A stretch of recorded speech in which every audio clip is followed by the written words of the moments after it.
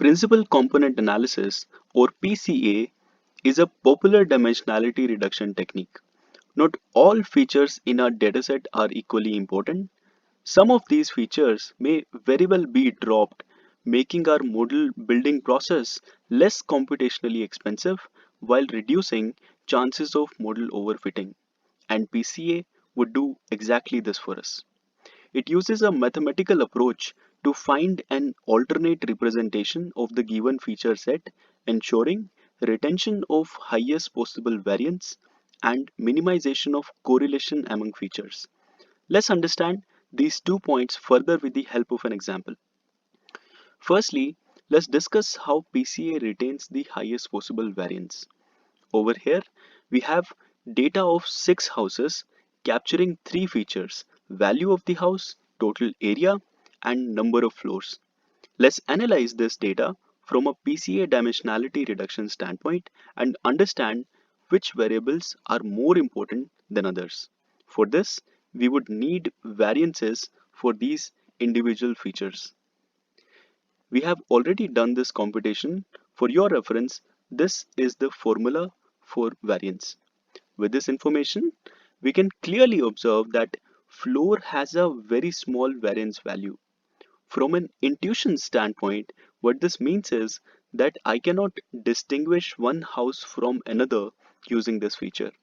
As you may see, floors are almost similar for all 6 houses and certainly do not help us much in distinguishes one house from another. Now if we plot number of floors with house value on this two-dimensional chart, we may observe very small variation along y-axis, which is floor, when x-axis, which is value, shows a lot of variation. Value, by the way, has a contrastingly high variance anyway. And at this point, it would make a lot of sense if we could reduce this two-dimensional chart to a single dimension. For that, we would project these red points to x-axis, which is value of the house. And voila, we have successfully dropped one variable.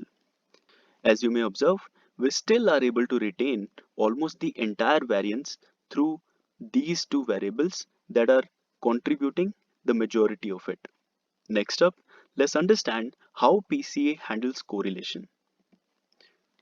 For these remaining two features, value and area, we may observe that value is roughly double the area.